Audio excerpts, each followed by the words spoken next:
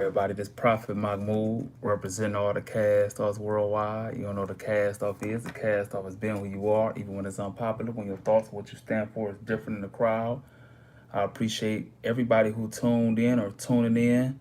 And before I get started, I'm gonna let y'all know what I'm talking about. I had posted a picture of me in a hospital when I had got stabbed, and a lot of people on here is new to me, so I'm gonna give y'all the story, what happened, how I got stabbed. Then y'all see another picture of me with a mugshot. I'm gonna explain the story, how I went to jail for that. And so once I post that, y'all start digging. Y'all start going to all my YouTube videos. Y'all see me involved in Toledo riots. I'm gonna get a story about that. And now a lot of people who new to me want to know more about Belmont Avenue. I'm gonna give you the history about that. I'm going to tell you today about this is a number one question people ask me, mainly different races. What's my thoughts on interracial dating? What's my thoughts on non-African Americans using the word nigga? Uh, I promote and I post about my relationship with God a lot, and so a lot of people ask me like, why did you believe in Jesus and all that? They ain't that. So I'm gonna tell y'all why that I have a relationship with Christ and a lot more. And so shout out to everybody who tuned in. I got a lot to talk about today. Once again, shout out to all the cast offs worldwide. You don't know what a cast off is. A cast off is being who you are, even when it's unpopular. I'm gonna get started. And once again, I'm on 3 phones. So this phone, when I point at right here, I think what's this? I want to say this is YouTube, this Instagram, and this is Facebook. Yeah. And so, okay, I'm gonna get right to it. Or should I wait till people come in? I'm gonna get right to it. Y'all just watch this back. But the night I had got stabbed, I'm gonna show y'all the wounds so y'all seen the picture, but I got stabbed here. I'm gonna show everyone. I got stabbed here, I got stabbed here, they had to open me up here, and they had to cut my stomach open right here. And y'all can see, shit look crazy. But yeah, I had got stabbed and the knife hit my intestines. So they had to redo my intestines, drain my stomach out. That's why I don't eat meat anymore, right? Because I got stabbed years ago, but recently I went to the hospital for real bad stomach pains, unbearable. That shit hurted worse when I got stabbed, but they said the food wasn't going through my intestines. And they thought they was gonna do another surgery. I said, no, y'all not cutting on me again. And so this lady was like, you know what, just leave all that meat and dairy alone. And food will pass through your intestines better, since your shit never be right once they start cutting your shit open and redoing your stuff. And that's what I did, and I ain't had no problem since. And if y'all probably can tell, my breathing ain't the same because I got my lungs totally collapsed and filled up with blood. And I was in the hospital for a long time, probably over a month, dealing with this shit. When I got stabbed, I got fucked up. I was on life support. I was in the hospital for so long. I got life flighted to the hospital. I had 90 staples up my stomach and all that. But I'm gonna just get to the point what happened. Because there's a lot of fucked up stories. Y'all, like, people who been knowing me and been following me for a minute or from Toledo been knowing about this. But the crazy part is I get so many new people on Instagram, Facebook, Twitter every single day for different things. Every song I do bring a different audience. And now, since I'm doing more of the vlogging now on the YouTube, and it's a whole nother audience and shit, coming. And so they be seeing pictures like, what happened there? What happened there? And I get the same question like 40 times in my inbox. And so, and I don't want to just keep like this. I just address it to everybody. But the night I had got stabbed, it was March 4th, 2012. And anyway, it was some people on the dance floor. They wilding. I had like a real big song out. I had the song with Life Jennings. I had the song out with Life, and the radio was playing at 107.3. DJ Lightning Rod, DJ One Time, and J Rock. They had a party every year in March, and I was a special guest performer. And DJ Lightning Rod been knowing me. He was the first person to play my song. If y'all been following me a long time, I had this song called My Blah. Niggas posted by the stove. My blah. Street life, the only life we know. Gambler spots, mouth full of rocks, took a dodge in the cops. This is everyday life on need 1100 blah. And that's how the city of Toledo got to know me. That's my first song I ever released, and the motherfucker was a citywide smash thanks to DJ Lightning Rod. I used to play that Club Liquid all the time.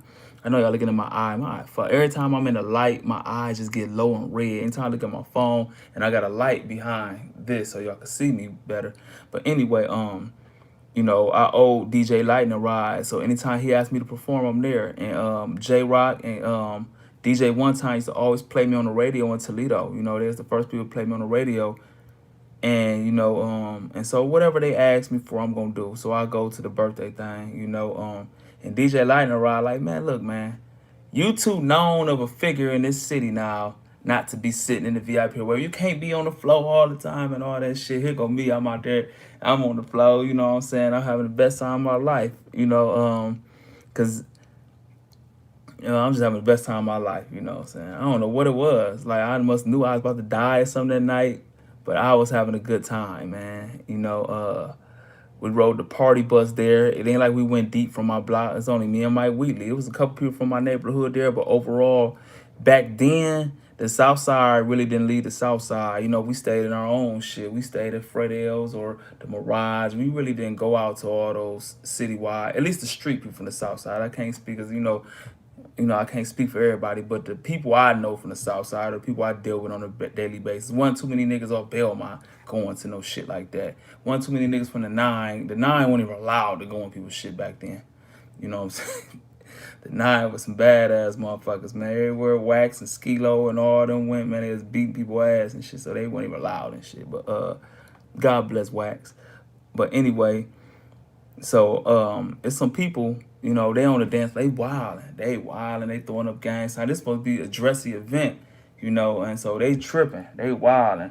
But I'm having the best time of my life. I was out of town for some years before that, so Toledo ain't seen me in a long time. So I had popped back up, and it was a big deal to a lot of people. It's people taking pictures with me. Like I never got that. You know what I'm saying? Like you just.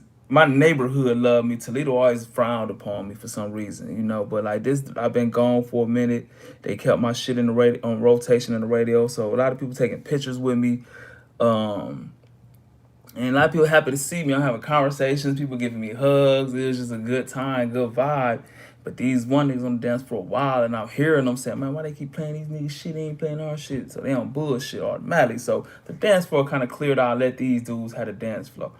And, and this why I always say, nigga, when that gut feeling is God talking to you. That's how God communicate to us through the spirit, And anytime we ignore that gut feeling, something go wrong. But every time we obey that shit, something turn out right. So my gut feeling, God, the Holy Spirit speaking within me, like, get off the dance floor, bro. It's over with. And here come the dumb self of me.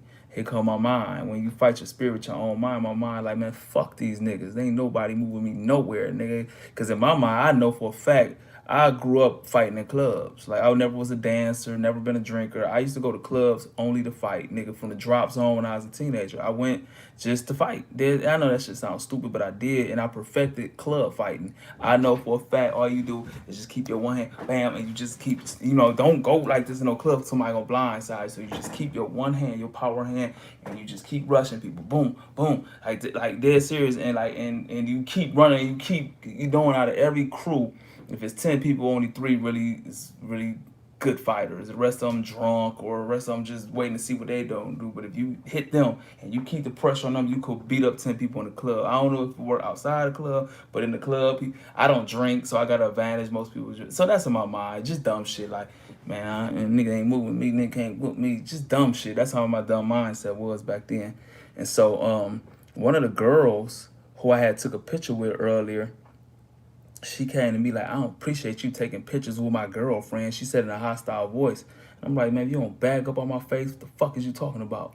You know what I'm saying? And all the dudes was wilding. I guess they was with her or they sent her over. So they come right behind her like, they're a problem. And I guess they just thought I was going to back down, which I should have did. You know what I'm saying?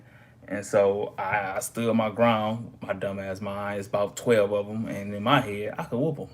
That's how dumb. That's in my mind. I ain't think about no knife. I ain't think about a gun. I ain't think about a bottle. Nothing in my mind. I could whoop them. And so they start getting deeper and shit. I'm like, damn. I looked around and I ain't see nobody. I seen a couple people from my neighborhood, but it was iffy if they had help because they wasn't that, well, they fake tough guys, but they really not tough. Them people I know.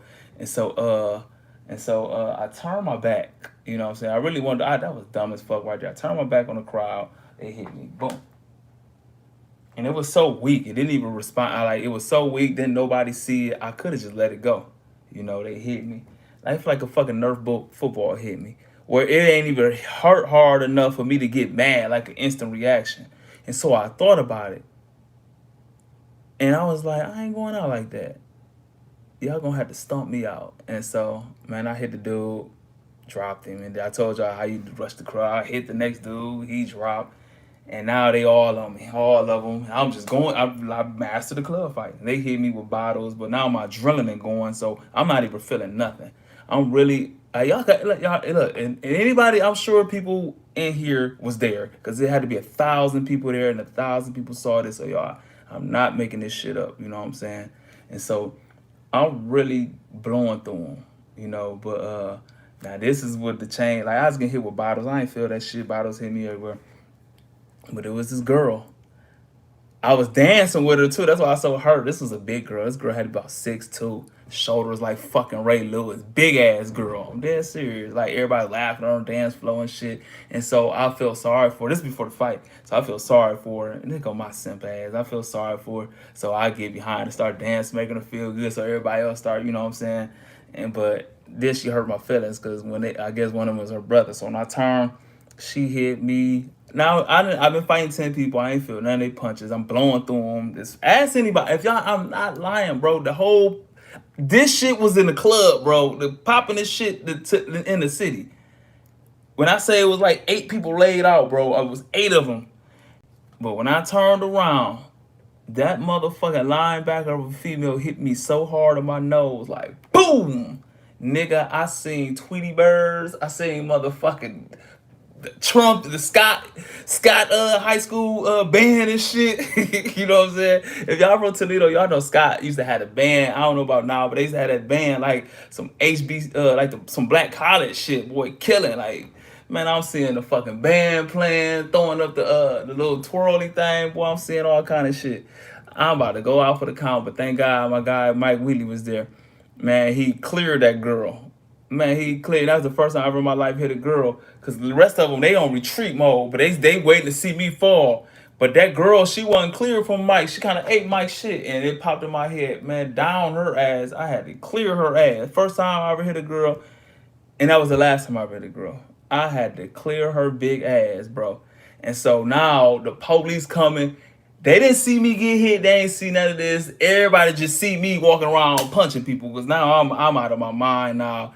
Anybody had a pelly coat on, anybody with braids, I'm just socking them. Because I'm mad. I'm mad now. I'm out drilling and going. I done punched one of my OGs, thinking he one of them. He trying to grab me and calm me down. I done socked him, everything. And so now the police coming there. They like, get Prophet. He is tripping. And so they just see me punching everybody. So they didn't grab me, throwing the handcuffs on me. But blood is coming out my stomach. Like mainly this. It wasn't this one. It was the bottom one. No. It was. I don't forgot shit. That was so many years ago. Anyway, that blood was just shooting out. I had black dickies on. And so they like, you need to go to the hospital. You bleed. I'm like, no, man, that girl hit me in my nose. That's just blood on my nose. I'm thinking my nose is bloody, but it was like, no, your nose is not busted. I'm like, what? It ain't no, and I'm looking like, oh shit. I opened up my shit and blood just shooting out. I'm like, oh, I must have slipped and fell on a bottle. I didn't know I was stabbed. So during the fight, now come to find out, I'm gonna fast forward this. Soon as the fight came going, damn, this battery about to die. My battery on Facebook about to die. So if y'all on Facebook watching this live, if it die, y'all gonna have to just go on YouTube or Instagram, the two are on to keep on the live. But because this phone right here, this is Facebook, is about to die. It's on 10%. But Yeah, as soon as the fight break out, somebody came behind me, stabbing me up. You feel me?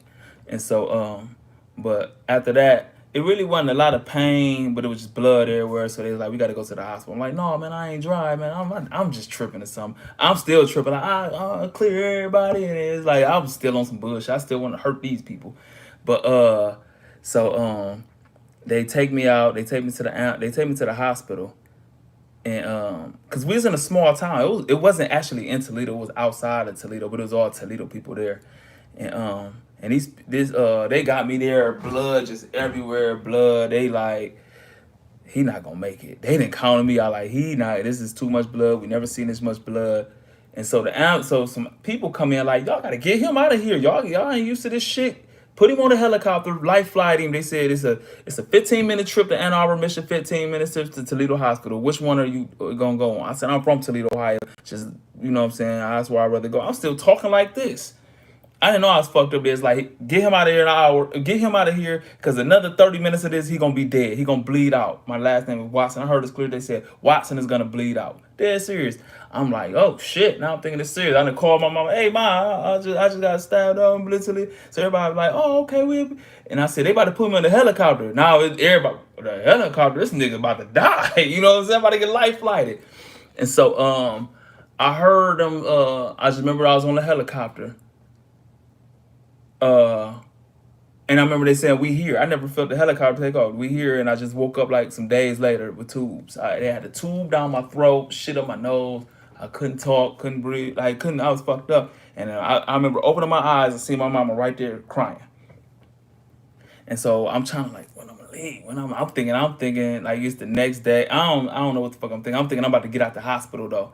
I ain't know I was gonna be that bitch a whole other fucking month. I had this shit was 90 staples up my stomach. My lung totally collapsed, filled with blood. I still was flatlining. And the lady, she was a surgeon. It was a lady, a little white lady was my surgeon. And she was like, you my miracle. She was like, a lot of people, she was like, they didn't want me to do the operation. They just thought it was a waste of time. And that was her first surgery. And she said, I could save this kid. Dead serious. And so that's what happened the night I got stabbed. I can go deeper into it, but the hospital. I was in the hospital for so fucking long, bro. And that's why I said God gave me a gift, and it's called Today Every Day, because that shit got me closer to God, for real. That got me way closer to God, because I had said this prayer when they still thought it was a good chance I wasn't gonna make it. And I was like, God, if it's my time to go, I can go. I wasn't even scared. Like, if it's my time to go, I can go. And that's when, I heard my spirit speak to me, God, and it was clear like this. You not going anywhere. You ain't even started what I put you here on the earth to do. I'm thinking I done lived the whole life and shit. Because going through my mind, like, I'm really going through my life, and I couldn't think of nothing, bro. The only thing kept popping in my head was the Toledo riots. That was the highlight of my life up to that, was the Toledo riots. I'm going to get on to the story about having Toledo riots, but I ain't have Cedrion at the time. Nothing. Like, and so my life, I lived a shitty life and thought I lived a full life. And I haven't, and basically God told me I haven't even started what he put me on this earth. And at that time, I knew I was going to live when a lot of other people still thought it was a good chance I might not make it, because I wasn't obeying the hospital. I was in intensive care, but they gave you this shit that you got to blow in the strength when your lung collapse. I don't know what it's called, but you go, and you hit this number. You know what I'm saying? I mean, strength your, and that shit was so painful.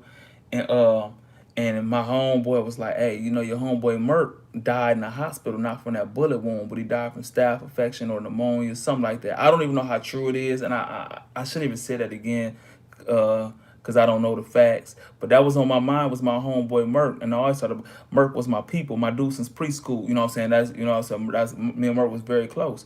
And so my mind is, don't die of staph infection, pneumonia in this hospital, being in there, do everything they tell you to get out this motherfucker. And then that's when I started, I was in so much pain. I was going through post-traumatic stress. Every time I closed my eyes, I had visions of somebody with a butcher knife coming beside me, stabbing me.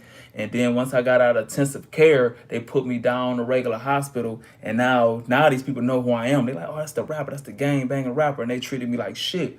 And so, man, I had to get up out of there.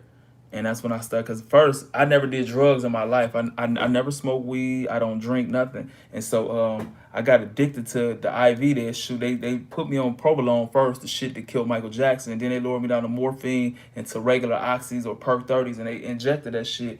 And that shit is way more potent than taking a pill.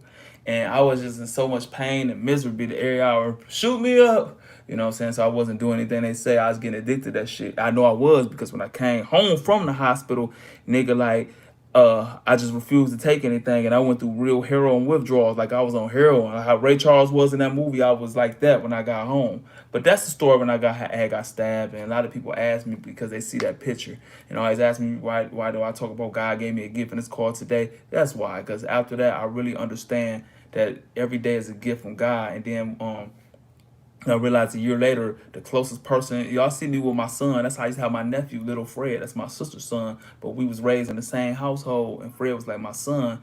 A year later, after I recover, and my nephew get killed. You feel what I'm saying? And so I really understand from that it was a real gift, you know. But that's what happened, and yeah. But that's what happened. Well, all right, the mugshot, people. I don't feel like getting into that shit because this phone about to die. But Belmont Avenue, people like, they see all the videos why everything's on Belmont Avenue. Belmont Avenue is a street on the south side. I said it's the heart of the south side. It's been known, everybody think that where they from is tough and blah. So I don't want to get on Belmont the hardest block or no dumb shit like that. But like Belmont is probably the oldest. It is probably the oldest gang in Toledo by far.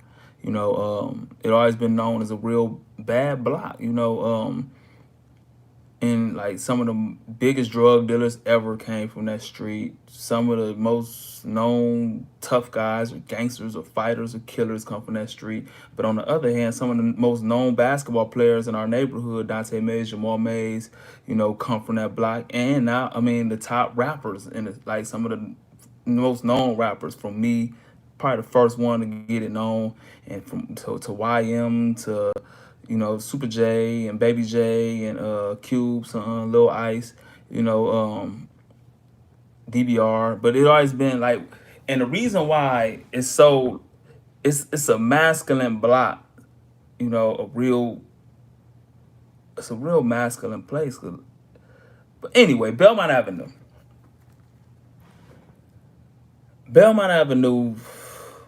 y'all see it, man. Y'all see how many people die off that block. Coming up on Belmont, I grew up in the crack era, and so me walking down the street, I seen it. That's when Harv T was smoking. Harv T, the man now, he cleaned his life up. He doing good. He owned a lot of real estate. When I was a kid, he was strung out.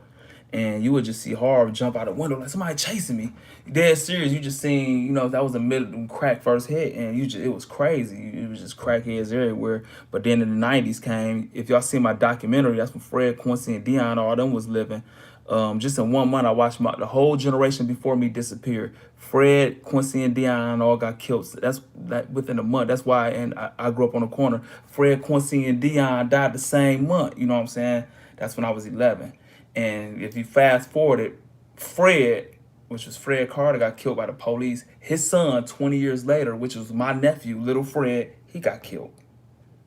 Quincy, his son, 20 years later, after Quincy get killed, 20 years later exactly, his son go to jail for murder.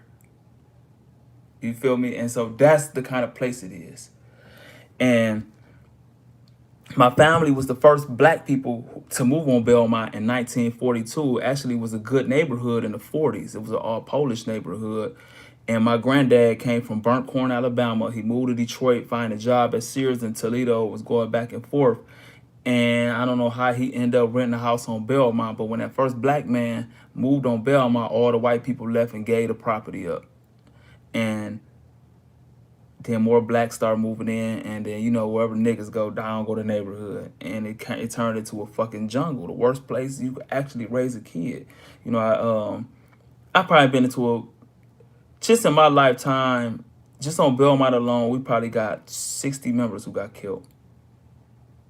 Just on I'm talking about on one street, the 1100 block of Belmont, and but yeah, so when y'all see me post about Belmont, that's where I'm from. And that's just the bad side of it. And so the reason I love it so much is because that's where, like, when we grew up, I ain't have no brothers, but it was 50 kids outside. Dante, Momo, Q, God bless his soul, Baby Dolphin, um, Laurel, Jimmy. It was a lot of us, and we used to play basketball on milk crates. Now they doing a milk crate challenge, standing up. We played basketball all day. We took a stick with a tennis ball, played baseball in the field. We played football. And in the middle, then the shootout happened on the block. We all scattering shit. Somebody get shot. Ambulance pull them away. We right back out there playing basketball like ain't shit happened. I'm dead serious. That was just Belmont about dead serious. You had to worry about the bloods coming through shooting. Had to worry about the motherfuckers from Detroit. Because back then, Toledo stayed at war with Detroit. Detroit, if y'all know Detroit people, Detroit, Michigan people, they go to every city and take over. Look how they did Atlanta, like BMF. Them Detroit niggas originally took over Atlanta, and Atlanta glorified like them, like they from Atlanta, but Big Meech's a Detroit nigga, and he knew he couldn't pull that shit up off of up the Midwest, like all that flossing. They'd have been dead. And so but yeah, they tried that shit in Toledo, but just in my neighborhood, like they was killing a lot of Detroit people. And I made a documentary called On the Yard, and one dude bragged about it, like, yeah, they came set up shop on Belmont. We ran the house and gunned them niggas down, execution style, and he ain't hold no punches in. And they asked, homicide asked me about it. I said, man, you talking about some shit. I was 9 years old, man, gone. And after that, they raided my house. They was raiding all my parties, and that's the first time I had to leave Toledo, because I used to throw parties and shows all the time in Toledo. But the police fuck with me so much about that documentary On the Yard. I'll send y'all the link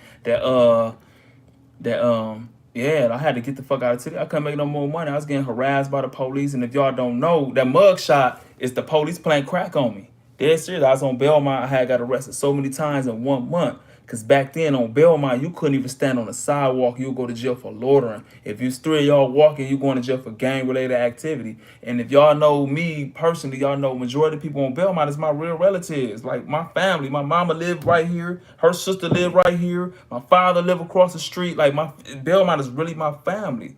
And so it's four of us. We all Watsons walking boot getters.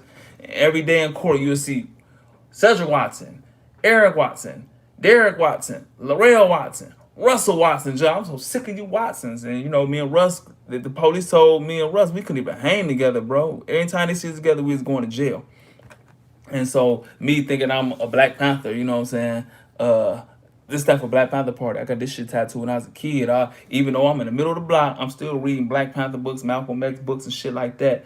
And so I'm thinking I'm Huey P. Newton. Now, pig, I ain't gotta move nowhere. You know what I'm saying? Shit. This phone about to die. It's got 10%. Yeah, but anyway, the police ended up playing crack on me, and I had some other cases. I had a felonious assault charge. Me, Roney, C-Dog, we had gotten into a fight with a football team up at University of Toledo, and somebody got hit in their head with a motherfucking chair or something, split their shit up, and they charged me with that. And so I'm going through trial for felonious assault. I got all these loiterers for standing on the sidewalk and the police playing crack on me. And, I sit in the county jail, and, my people had stole my lawyer money. My bail had got denied. It was just a whole bunch. I was just tired of being in the county. And so my lawyer, Alan Knopf, said, look, man, when this police get on stage, I said on stage, but he said he get in front of the judge and say it was your dope. It's your dope, bro. And so he said you should take a plea bargain, because without it, you're going to do 2 to 8 years. With it, you can do time, sir. You've been down here, and you can get probation. You'd be on probation for a long time, but since you don't have a record of bad criminal history, plea out. So I went in front of that judge. It was my crack. Told him lie. I said I smoked crack and all that shit just to get the fuck out. I did my 5 years probation, all that. Yeah, but that's where that mugshot come. That was life changing. I'm sitting in jail for something I ain't even do. You feel what I'm saying? And so that's where that mugshot came from. But yeah, that's what happened with that.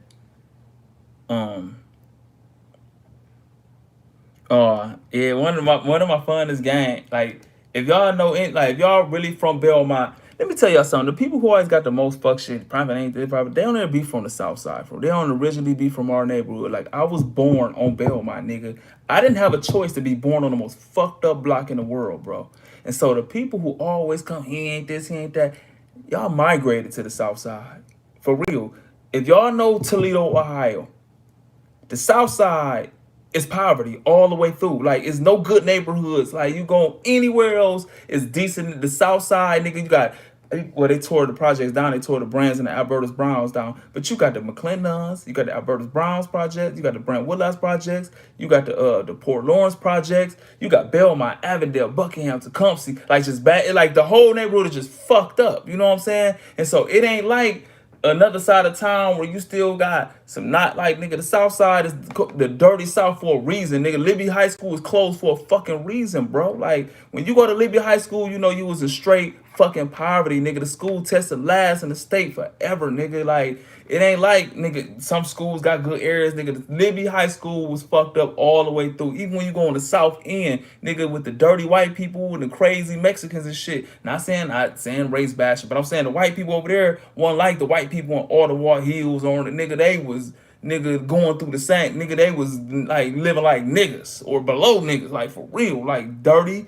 Like, I'm not down on white people. I'm saying, like, nigga, we was the dirty niggas from the South Side, the dirty South Side, this side, and they was the dirty low class white people on the South End.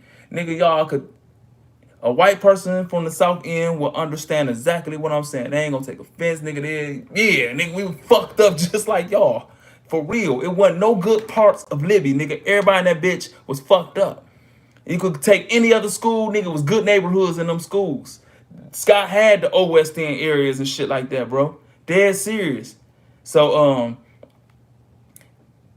and so, nigga, everybody, nigga, Libby was looked down on by everybody, nigga. They tore our school down, and nobody ain't give a fuck. Ain't nobody protest, rally to keep that motherfucker. Nothing, nigga. That's the neighborhood I'm from. And so when you get these niggas from my neighborhood, nigga, blah, blah, blah, they don't even be from my neighborhood. They be from somewhere else. They done went to their Springfields and all that shit. They came to the neighborhood looking for trouble and wanted to be a part of some shit, nigga. I went to Pickett. I went to Stewart. I was born in it, nigga. I was born on Belmont. The gang started in my house.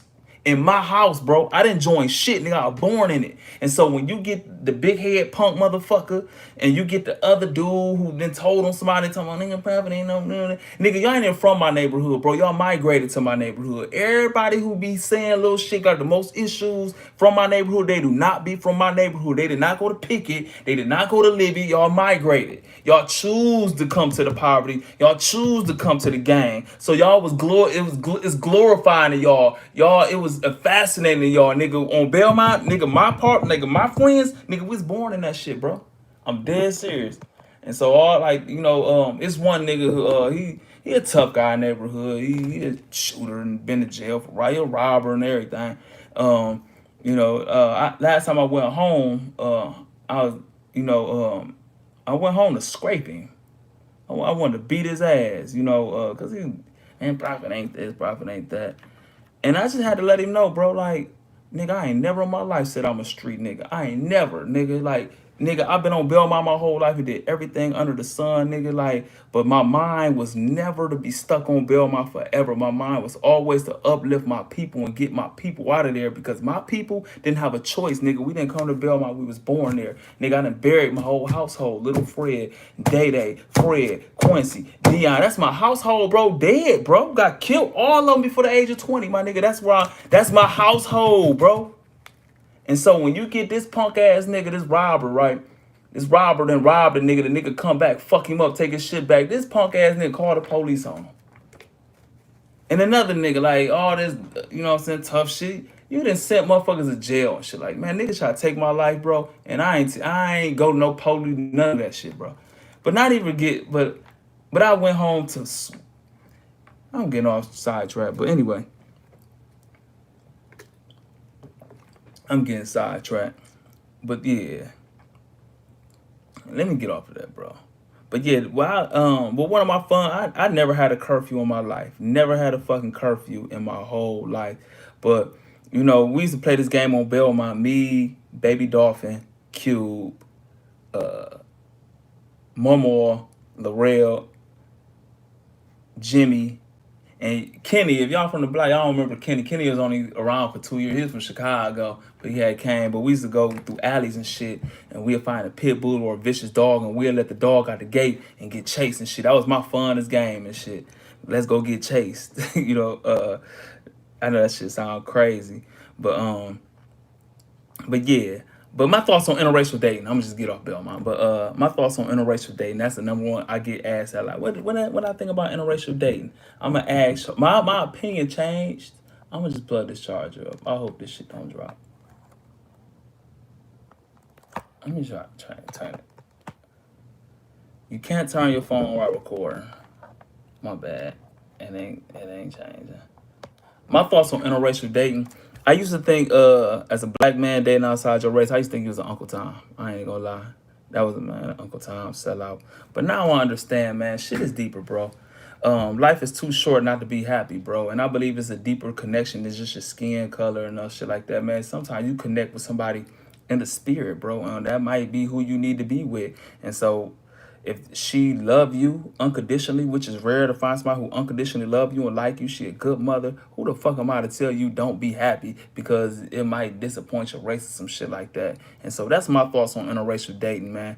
It's deeper than just some physical shit. It's in the spirit. And I can't call a black dude when he try to talk to a black girl and she cash at me, nigga, you ain't got no swag and all this shit, and nigga now like my bro, nigga, I like cash at me and all this shit, and then he meet a white woman that he ain't got to chase, she chasing him and she, you know what I'm saying, like him for him, and he ain't got to cash up her, and that's who they fall in, and he fall in love with her. Who the fuck am I to be like you a sellout? And that's my thoughts on that. It's deeper than just some, you know what I'm saying? It's in the spirit. That's why I really believe in love at first sight, because I don't believe it's a physical thing like, oh, she pretty, she got the ass on her, well, I love her. But I really believe, just like I was telling you, when God speak to you through your gut feeling and through your spirit, I believe sometimes your spirit will let you know if your spirit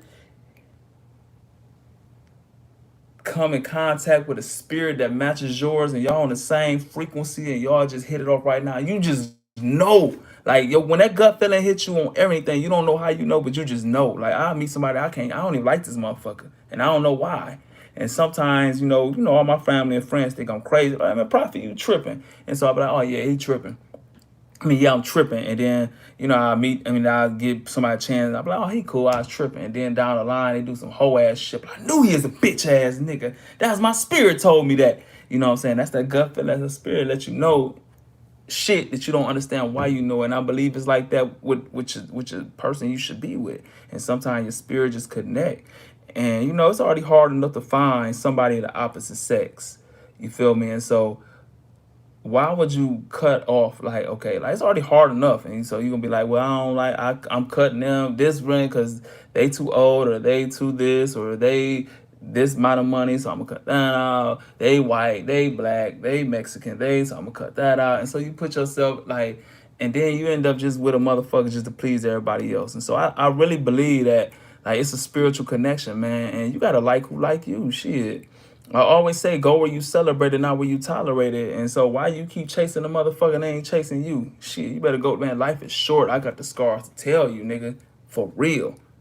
I got the scars to tell life is short as fuck. And who am I to tell a motherfucker this the person who make you happy? This the person who like you.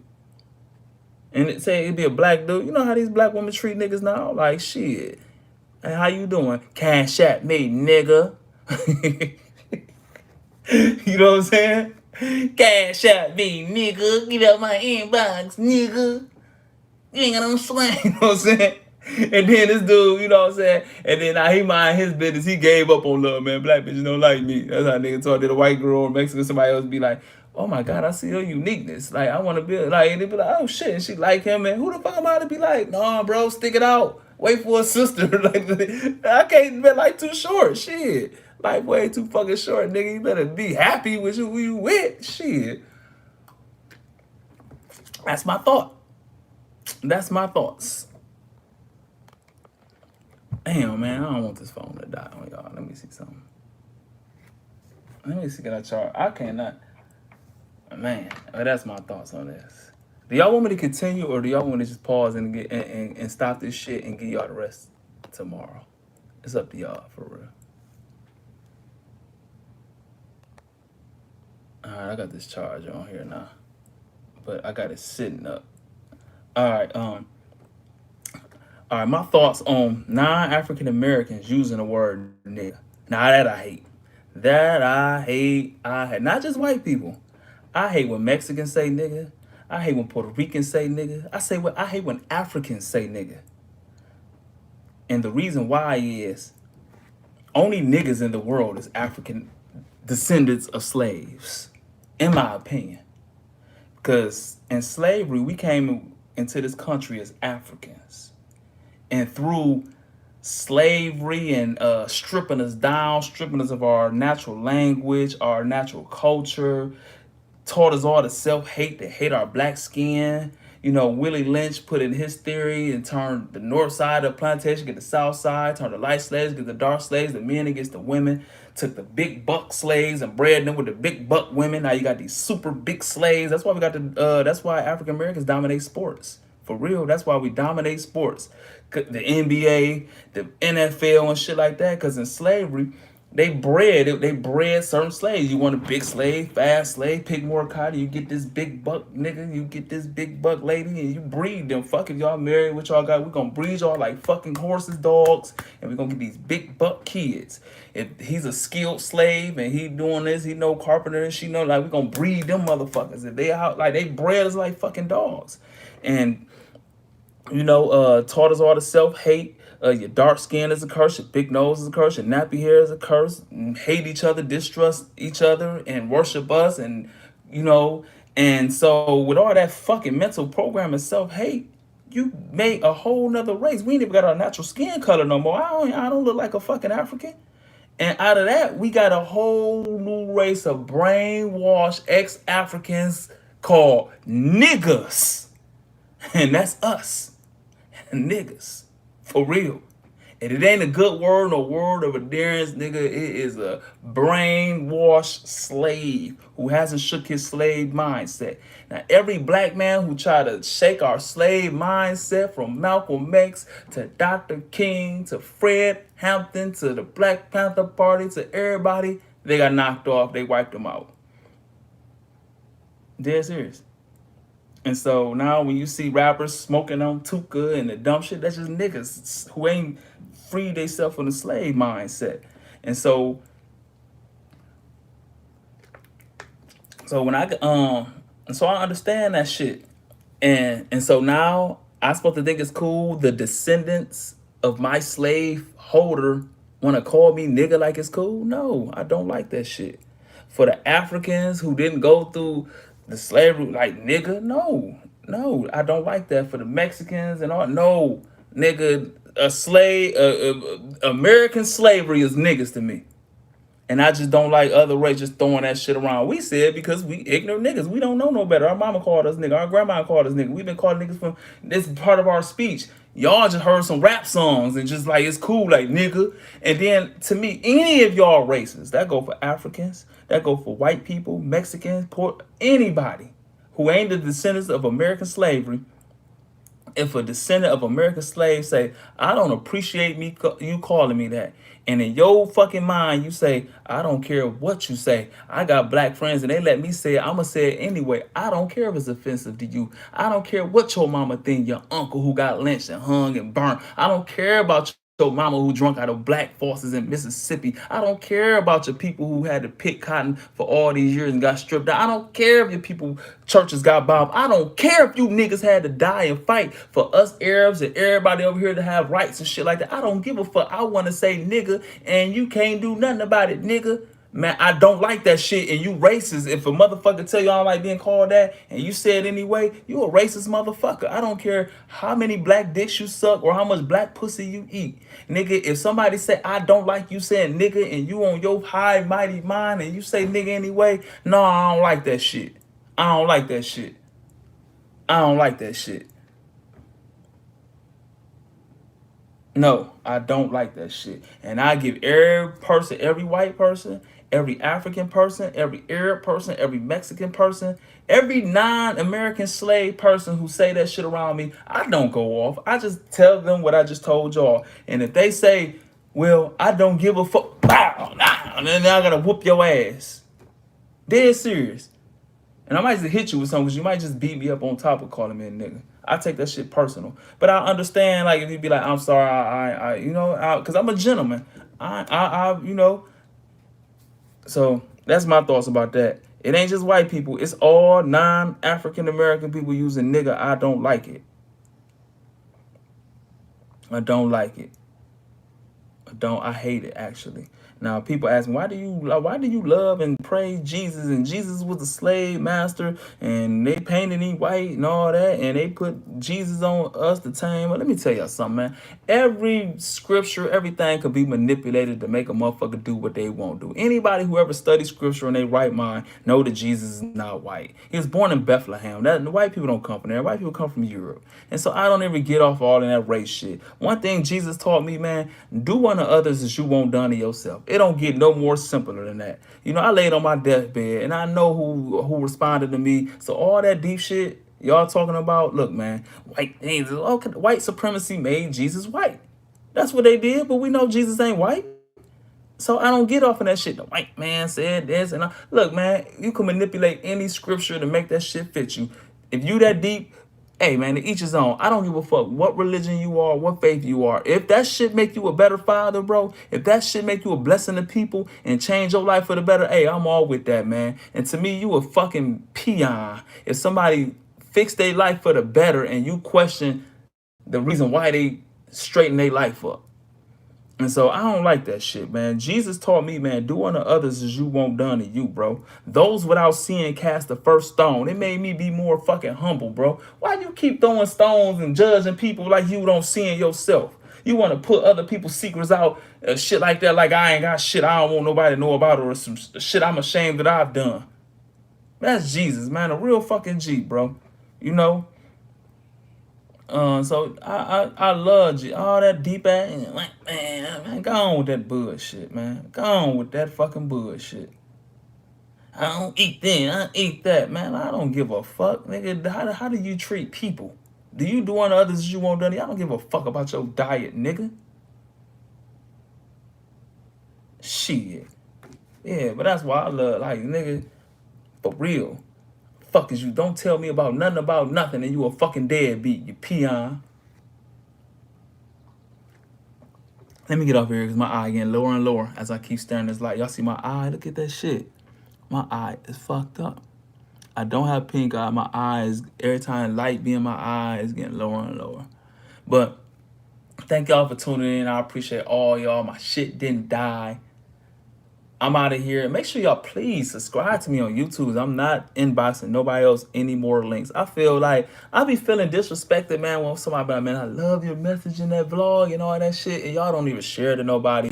I got to keep sending it to y'all and subscribe to YouTube. To me, that shit ain't cool, bro. Like, if y'all hear a good message, some good message, share that shit. Share that shit. Now, you know, we always talk about support me, support me. I don't ask for no support because I think asking for support is lame. You got to give somebody something to support. Nobody got to support you, motherfucker. But if you heard something or like something that a motherfucker did and you thought it was dope, share that shit or you being a fucking hater. For real. But I'm out of here, man. Please, if y'all like this message I gave y'all today or y'all like what I said, just share it. Just share it and tag 5 people for me, please. And please subscribe to my YouTube. I'm out. One love, Prophet. I got to go pick my son Cedrion up from basketball practice. I'm out of here.